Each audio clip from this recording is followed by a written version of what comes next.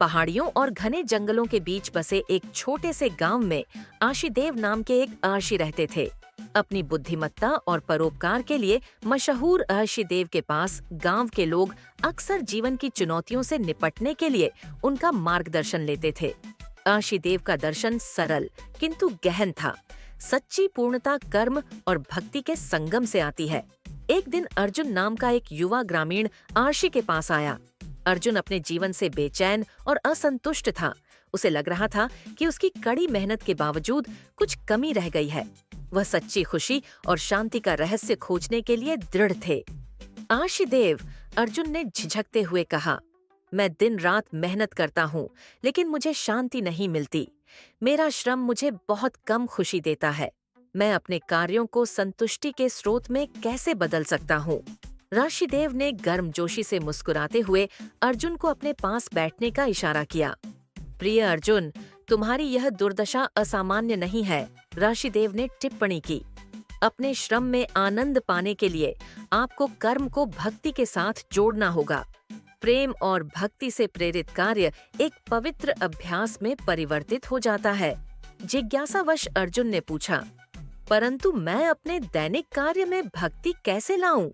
आशीदेव ने उत्तर दिया, अपने कार्यों को अपने से बड़े उद्देश्य के लिए समर्पित करके शुरू करें। चाहे आप प्रकृति, किसी देवता या अपने समुदाय के कल्याण के लिए आदर करते हो, अपने काम को उस उच्च उद्देश्य की पूर्ति करने दें। प्रत्येक कार्य, चाहे वह कितना भी छोटा क्यों न हो, शुद्ध हृदय से किए जाने पर प्रार्थना बन जाता है। ऋषि के शब्दों से प्रेरित होकर अर्जुन एक नए दृष्टिकोण के साथ अपने काम पर लौट आया। उसने इस बात पर ध्यान केंद्रित किया कि उसका काम दूसरों को कितनी खुशी दे सकता है, और उसने अपना हर काम अपने परिवार और समुदाय को समर्पित कर दिया। जैसे जैसे सप्ताह बीतते गए, अर्जुन को बदलाव महसूस होने लगा। उसका दिल, जो कभी असंतोष से भारी था, अब हल्का महसूस होने लगा। वही काम जो पहले उसे बोझिल लगते थे, अब उसे शांत आनंद से भर देते हैं। अर्जुन की नई खुशी की खबर पूरे गांव में फैल गई। उत्सुक ग्रामीण अर्षिदेव के घर पर इकट्ठा हुए, जो अर्जुन की संतुष्टि के पीछे का रहस्य जानने के लिए उत्सुक थे।